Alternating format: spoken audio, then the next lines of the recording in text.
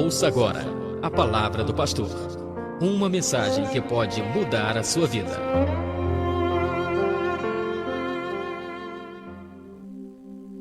Muito bem, 4 horas e 58 minutinhos. Eu tenho a minha Bíblia aberta. De repente você que queira abrir a sua Bíblia, fique à vontade aí na sua casa, né? Você que está nos acompanhando nesta tarde. Eu estou com a Bíblia aberta no livro do profeta Daniel, que é um profeta, um livro do Antigo Testamento, e o capítulo é o 3. Então esse capítulo 3 aqui do livro do profeta Daniel, ele é um capítulo fantástico, sabe? A Bíblia é maravilhosa, eu amo a Bíblia, né? Porque é um livro, é um grande, como todo mundo sabe, é um grande best-seller, não tem livro que venda mais do que a Bíblia, né? A Bíblia, ela é um livro antigo, mas também não existe um livro tão atual quanto a Bíblia Sagrada, né? E ela contém a palavra de Deus, pura, verdadeira, genuína, e isso realmente nos motiva muito a crer e a ler e a praticar o que ela ensina, né? O capítulo 3 do profeta Daniel aqui, ele traz aquele momento insano, é isso aí mesmo, aquele momento insano do rei Nabucodonosor, né? O rei Nabucodonosor ali, o orgulho, a soberba, né? a prepotência, aquela autoavaliação muito elevada que ele fazia dele mesmo, né? Quem conhece a história do rei Nabucodonosor sabe, ele era um rei soberbo, orgulhoso, era uma pessoa assim, muito cheia de vanglória. Isso é um perigo, sabe, meus irmãos, na vida de qualquer pessoa, né? Seja você uma pessoa rica, ou seja você uma pessoa pobre, mas vanglória, orgulho, soberba, prepotência são coisas que não devem existir no coração de todos nós. Deus, ele rejeita.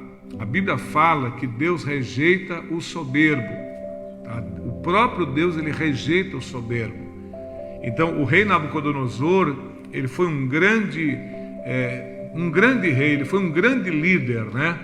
Ele foi chefe de uma nação que foi, na sua época, a maior nação, a nação mais poderosa daqueles dias, né? Só para os irmãos entenderem, a Babilônia, naqueles dias, era como os Estados Unidos é para nós hoje. Quando se fala de nação de primeiro mundo, quando se fala de nação com grande poder bélico, quando fala de nação com grande poder econômico, né? Quando fala de nação que prospera, que progride, a primeira lembrança que vem ao nosso coração, aos nossos pensamentos, é os Estados Unidos da América. Quantos irmãos brasileiros saíram do Brasil para os Estados Unidos em busca de uma vida melhor, em busca de uma condição de vida mais confortável, uma vida mais abundante, mais próspera?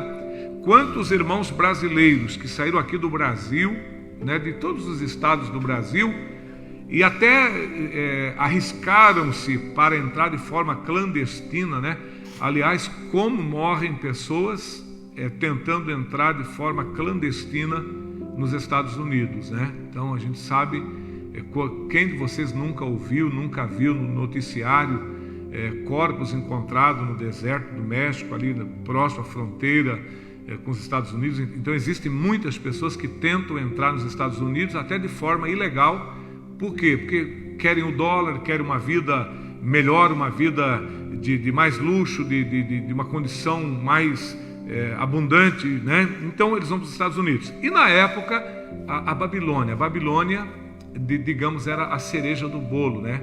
Era aquela nação top, aquela nação elite, aquela nação que o mundo se espelhava nela. E Nabucodonosor era um rei, era o rei na época da Babilônia, cheio de orgulho, cheio de soberba. E aí o que ele fez? O capítulo 3 aqui mostra que ele manda fabricar uma estátua. Essa estátua, ela media aproximadamente 30 metros de altura, tá? Era uma estátua de ouro. Então vejam vocês, queridos irmãos, que era uma estátua, né, toda fabricada de ouro, medindo aproximadamente 30 metros de altura, né? Então era uma estátua alta, valiosíssima, porque a matéria-prima usada para a confecção dela foi o ouro. E essa estátua, ela foi confeccionada, fabricada, com o objetivo de que todas as pessoas ligadas à Babilônia, pertencentes ao reino babilônico, quando ouvissem o som de qualquer instrumento da música tocada, então eles deveriam se curvar e adorar essa imagem fabricada pelo rei Nabucodonosor. Então aqui no capítulo 3 do livro do profeta Daniel está escrito: o rei Nabucodonosor fez uma estátua de ouro, cuja altura era de 60 côvados e a sua largura de 6 côvados. Levantou no campo de Dura, na província de Babilônia. Agora o verso 2, olha: e o rei Nabucodonosor mandou ajuntar os satrapas, os prefeitos, os presidentes, os juízes, os tesoureiros, os conselheiros, os oficiais e todos os governadores das províncias, para que viessem à consagração da estátua que o rei Nabucodonosor tinha levantado.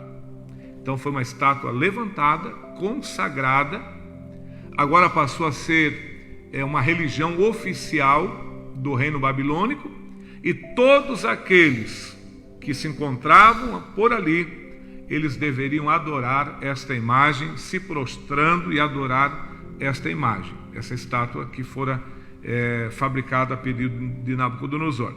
Porém, meus irmãos, 3 homens, né, Sadraque, Mesaque e Abednego, eles não aceitaram se curvar perante essa estátua. Por que eles não aceitaram se curvar, não aceitaram adorar a imagem? Porque a Bíblia Sagrada, ela proíbe de forma muito clara, viu, meus irmãos? Às vezes tem pessoas que têm dificuldade para absorver essa verdade. Às vezes tem pessoas que teimam em desobedecer o mandamento bíblico, né? Então, foi proibido pelo Senhor, está terminantemente proibido pelas Escrituras a fabricação de imagens para adoração. Não é que você não possa, por exemplo, ter uma boneca na sua casa, ter um ursinho de pelúcia, um elefantezinho. Pastor, não pode fazer um bichinho de pelúcia, não pode ter uma boneca, algum bichinho de porcelana, de cristal. Claro que pode. O problema aqui não é ter, por exemplo, um bichinho de pelúcia, uma boneca, algum animal de porcelana, algum bichinho, alguma estatueta de porcelana. A questão não é essa. O que a Bíblia nos proíbe é a fabricação de imagens para adoração. Entendeu, meus irmãos? Então, o que Deus nos proíbe é a fabricação de imagens para adoração. A nós é proibido adorar todo e qualquer tipo de imagem. Por isso que quando Sadraque, Mesaque e Abednego receberam a ordem para se curvarem e adorarem aquela imagem fabricada por Nabucodonosor, eles se negaram. Eles não queriam pecar contra Deus. Então ali foi uma questão de fé, meus irmãos, sabe? Uma questão de fé, porque eles não queriam pecar contra Deus. Não queriam pecar contra Deus. Então, eles se negaram. E por se negarem a adorar aquela imagem, eles foram ameaçados do quê? Ameaçados de morte. E uma morte muito terrível, que é a morte através de ser jogado dentro de uma fornalha cheia de fogo. Ou seja, foram ameaçados de serem mortos queimados. Mas eles não se deixaram intimidar pela ameaça. Não, eles não ficaram intimidados. Podem ter sentido medo? Claro que podem. O medo é natural do ser humano, né? Então qualquer pessoa sente medo. Às vezes quando a gente fala de homens como Abraão, homens como Isaac, homens como Jacó, homens como Moisés, como Josué, como Isaías, Jeremias, Paulo, Pedro. Então, muitas das vezes, quando a gente fala desses grandes personagens da Bíblia, muitos acham que eles eram pessoas que não tinham medo, que não tinham temores no coração. Meus irmãos, eles eram homens iguais a nós. Os temores que nós sentimos, eles também sentiam. Os medos que invadem a nossa alma também invadiam a alma deles. As mesmas dificuldades, as mesmas fraquezas que nós sentimos, eles também sentiam. Veja que Tiago, ele escreve sobre o profeta Elias, lá na carta de Tiago, capítulo 5, a partir do versículo de número 17, e Tiago diz que Elias era homem sujeito às mesmas paixões que nós. Ou seja, tudo aquilo que passa na minha mente, passava na mente de Elias. Todas as fraquezas que tentam roubar a minha fé, que tentam roubar a minha coragem, que tentam roubar a minha esperança, também tentavam roubar a fé, a força e a esperança de Elias. Então nós não estamos falando aqui de super-homens. Meus irmãos, super-homens é coisa de Hollywood. Na vida real não existem super-homens. Isso é apenas coisa de cinema. A minha geração cresceu assistindo Batman e Robin, Super-Homem, Mulher Maravilha, Namor, Homem-Aranha, Homem de Ferro. E sabe, desde criança é colocado na nossa cabeça a fantasia dos super-heróis. E muitas das vezes nós crescemos achando que existem super-homens. Nós pensávamos que os nossos pais eram super-homens. Quantos de nós crescemos achando que o nosso pai, que a nossa mãe não fracassava, não desanimava, não tinha tristeza, não chorava, não tinha vontade de desistir, que não ia adoecer e que não ia morrer nunca? Quantos de nós crescemos olhando a figura do pai, olhando a figura da mãe, sentindo-se protegido pela figura paterna e materna e às vezes achando que eles eram super-homens, mas nossos pais eram como nós, se entristeciam, adoeceram, morreram. Então não existe super-homem. Existem pessoas que se colocam na presença de Deus. Talvez esteja falando para você, mulher que está abatida, mulher que se acha tão pequena, tão desanimada. Talvez esteja falando com você, mulher que se acha tão incapaz. E não existe uma super mulher. Existem mulheres que se colocam na presença de Deus. Homem, você que está me escutando, desanimado, abatido, se sentindo tão pequeno, tão miserável, né? Talvez falhou como pai, falhou como marido, falhou como empregado. Pastor, a minha vida é uma vida de fracasso. Eu sei, todos nós temos história de fracassos. Você acha que eu não tenho uma coleção de fracassos na minha vida também? Ou será que você acha que a minha vida é uma vida apenas de coleção de vitórias? Você acha que muitas das vezes eu não tive que recomeçar alguma coisa? Você acha que muitas das vezes eu não tive que levantar a cabeça de novo? Iniciar o processo novamente?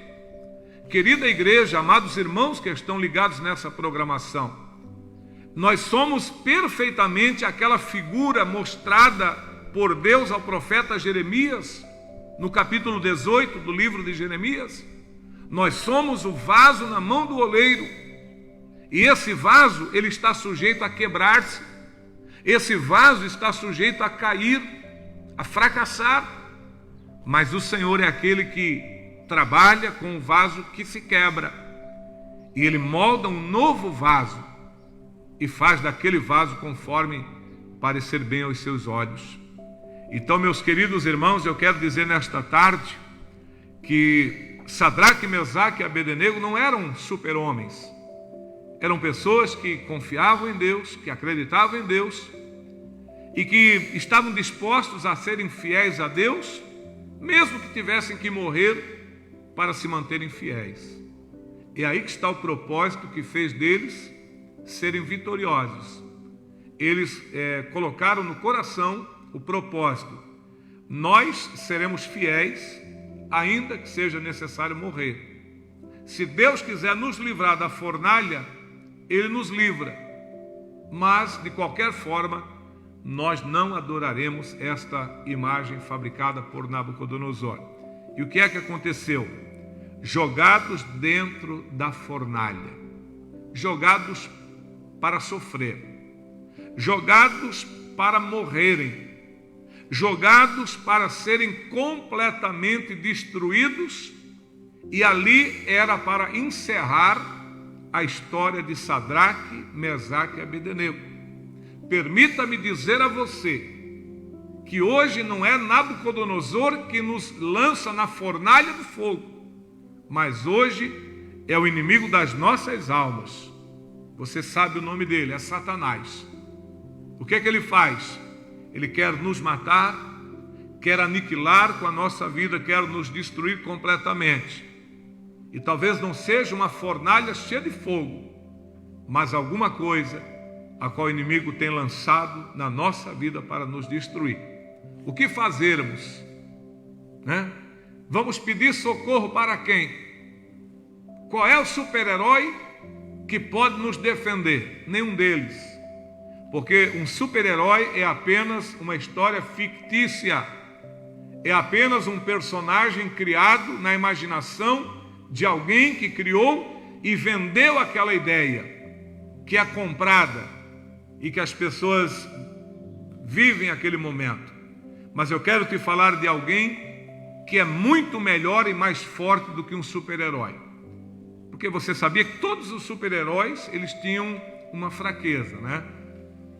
Todos os super-heróis, eles tinham um calcanhar de Aquiles. Um ponto fraco, onde eles eram frágeis, eram vulneráveis. Mas eu quero te falar de alguém que não tem ponto fraco, de alguém que não é vulnerável, de alguém que não tem calcanhar de Aquiles, que ele é perfeito na sua obra e na obra que ele faz. Esse alguém é Jesus. E ele quer te abençoar, ele quer te dar a vitória, ele quer te ajudar a ser um homem melhor, a ser uma mulher melhor. Ele quer te ajudar a você ser uma pessoa muito melhor do que você já foi ou do que você esteja sendo. Mas pastor, o que eu preciso fazer?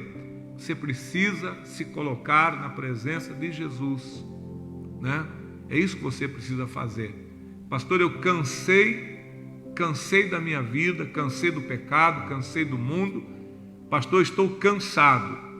Minha vida é cinzenta, o meu dia a dia é muito triste, não tenho mais vontade de viver.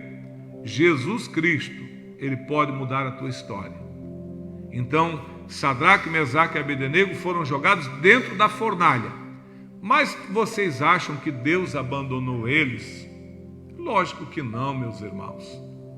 Todos podem nos abandonar, menos Deus.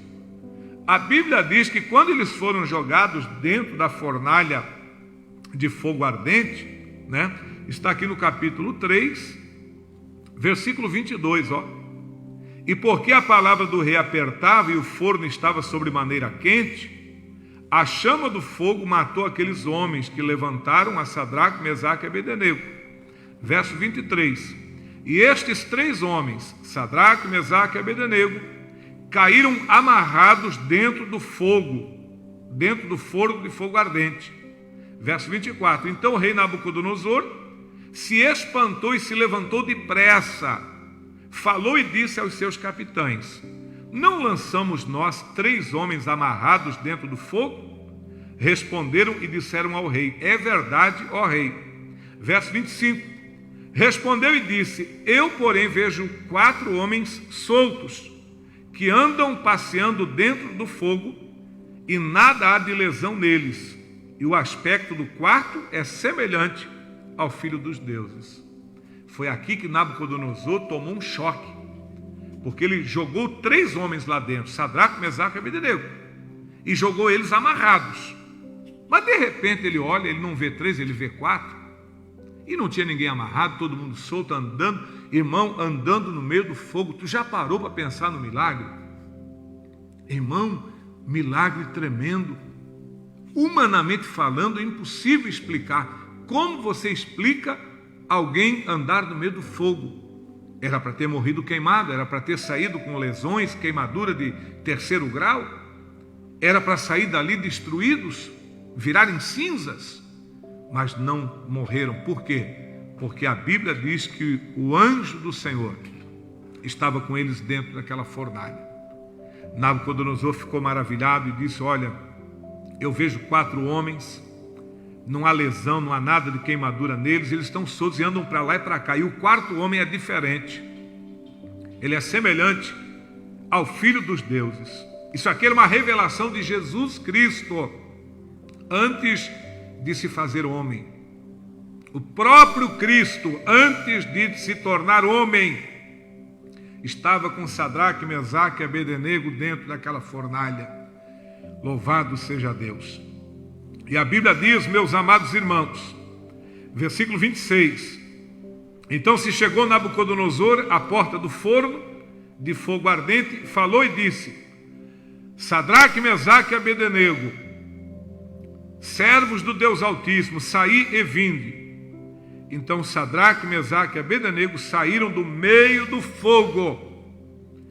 Verso 27, e ajuntaram-se os satrapas, os prefeitos e os presidentes e os capitães do rei, contemplando estes homens, e viram que o fogo não tinha tido poder algum sobre os seus corpos, nem um só cabelo da sua cabeça se tinha queimado, nem as suas capas se mudaram, nem cheiro de fogo tinha passado sobre eles.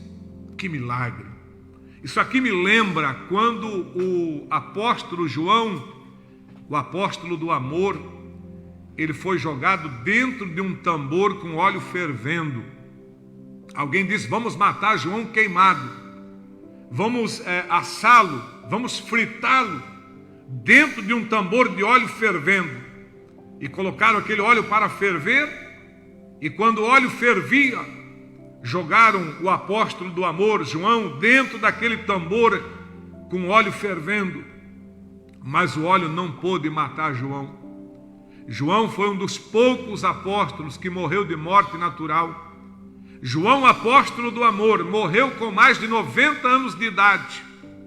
E segundo Flávio Joséfo, João, apóstolo do amor, já com mais de 90 anos de idade, velhinho, já não conseguia andar. Ele era carregado no braço dos discípulos que o levavam até a igreja de Éfeso, e ali ele ainda ministrava a palavra de Deus com mais de 90 anos de idade. Partiu para a glória de morte natural. Tentaram matar João, mas não puderam, porque Jesus Cristo não permitiu.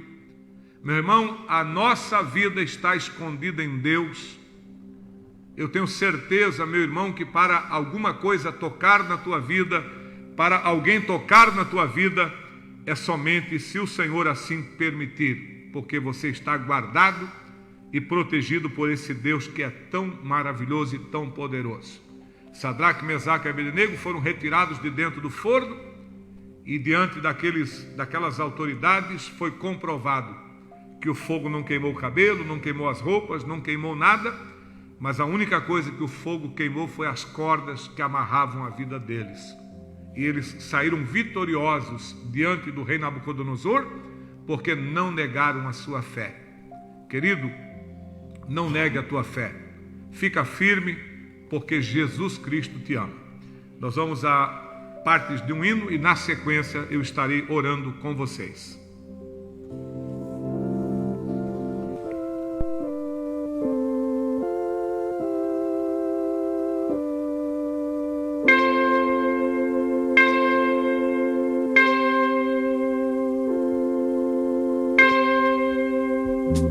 Entrei no templo, dobrei os meus joelhos para conversar com o Senhor. Desiludido do mundo, no peito um sofrer profundo. amor. Ajoelhado, senti o meu pecado e o grande mal que ele me fez. Mesmo sem ter merecido, estava arrependido, pedindo perdão mais uma vez. Porém, Jesus não esquece o pecador que padece, mas não tem alegria em pecar. Muito bem, meus irmãos, que peninha que a gente está chegando aí no final do nosso programa. Já estou quase entrando na oração. Eu só quero ainda lembrar os irmãos que hoje nós temos um grande culto aqui no Profipo, na rua Laura Auler, número 127, a partir das 7 horas da noite. Também hoje temos um grande culto aqui no Estevão de Matos, na rua Antônio Vroski, número 305, esquina com Antônio Leite, a partir das 7 horas da noite de hoje. Hoje temos o culto também lá no Jardim Iririú, na Papa João Paulo I, número 458, a partir das 7 da noite. E hoje o culto lá na Estrada Palmeiras, ponto final do Rio Bonito, a partir das 7 horas da noite também, né? Amanhã, quarta-feira, tem um culto no Rio Bonito, na 15 de outubro de 1596. E lá no Jardim Paraíso, na Rua Piches, número 9. E aqui na sede amanhã, às 3 da tarde e às 7 horas da noite, nós aguardamos todos vocês aqui na Rua Ademar José de Mate Filho, número 34, lateral da Agulhas Negras, na altura do número 712. Eu quero mandar um grande abraço para o irmão Gerson, que está ouvindo a gente. Ele me ligou aqui, conversei com ele. O Gerson é meu amigo, é meu irmão, já visitou a igreja ali várias vezes. É um irmão em Cristo. Então, abraço, Gerson, Deus abençoe. Ele disse que ouve todos os dias. Obrigado, querido. Eu quero mandar uma saudação para a Leila também. Deus abençoe a Leila. E um abração para o Célio. Deus abençoe o Célio, que é o esposo da Leila, pai da nossa querida Heloísa, né, que é a garotinha mais bonita de Joinville, porque ela toma suco de uva, ela me disse, né? Falei para ela, qual é o segredo de você ser tão bonita? Ela falou, eu tomo suco de uva. Que bênção. Então Deus abençoe a Heloísa. Nós temos crianças tão lindas na igreja, tão maravilhosas, né? Mas graças a Deus, né? São várias crianças ali. Nós temos a Heloísa, que é filha do Célio e da Leila, a Isadora, que é filha do André com a Aline, o Jaiminho, que é filho do Shailon com a Cris. Eu vou esquecer porque é muita criança. Tem o Benjamin e a Gabriela, que é filho da Gláucia, minha filha, são meus netos, né? Tem o Azaf com a Melissa, que são filhos do meu genro, da Cássia, minha filha também, são meus netos. Tem o Azaf com a Alice, filhos do presbítero Tiago. Tem o Samuel, filho do Natanael. O Samuel, quem não conheceu o Natanael criança, é só olhar para o Samuel. Meu Deus, quando eu olho para o Samuel, eu me lembro do Natanael quando era bebê, né? O Natanael, eu conheci ele bebezinho no colo da irmã Marta e do Chico, né? Então, quando eu olho aí para o Samuel, me vem na lembrança o Natanael, que são realmente muito parecidos, né? Tem as filhas da Ítala também, duas meninas muito queridas e lindas também.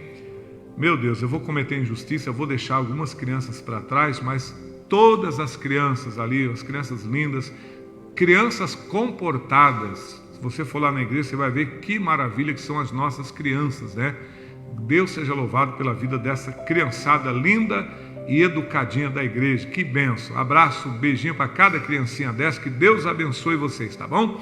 Vamos ao momento da oração aqui no programa. Lembrando também a Ótica Steffens. Está precisando de um óculos novo? Venha para a Ótica Steffens, Rua 3 de Maio, 19, aqui no centro, ao lado da Caixa Econômica Federal.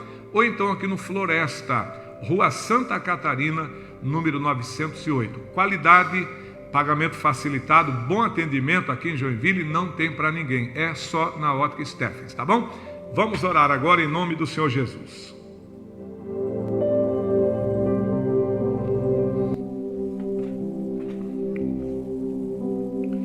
Nosso Deus, nosso Pai que estás nos céus, em nome de nosso Senhor e Salvador Jesus Cristo, ó Pai, eu quero pedir pela vida de todos os ouvintes que nos acompanham, em especial aqui ainda pelo José, ele que está conectado pelo Facebook conosco, oro pela sua vida, ele que perdeu a sua mãe dias atrás, que o teu Espírito Santo venha consolá-lo. A Ruth, meu Deus, abençoa a Ruth, a Rúbia, toda a família, Pai, seja abençoada, guardada pelo Senhor. O Leozir também, que está conectado conosco, ó Deus, que o Senhor abençoe a vida do Leozir, da Jane, de toda a família. E a cada ouvinte, Pai, internauta, cada irmão que está orando conosco agora, que a tua graça, que a tua presença santa e maravilhosa possa se derramar sobre cada um dos nossos irmãos. É o que eu te peço, Pai, te agradeço em nome de Jesus. Amém e amém, Jesus. Graças a Deus. Queridos irmãos, um grande abraço. Está chegando aí o programa Fonte de Luz. Você não vai desligar o rádio, porque tem mais programação evangélica aí, Fonte de Luz, da missionária Simone, né? Então, um grande abraço, Deus abençoe. Amanhã nós voltamos com vocês. Até amanhã, em nome de Jesus.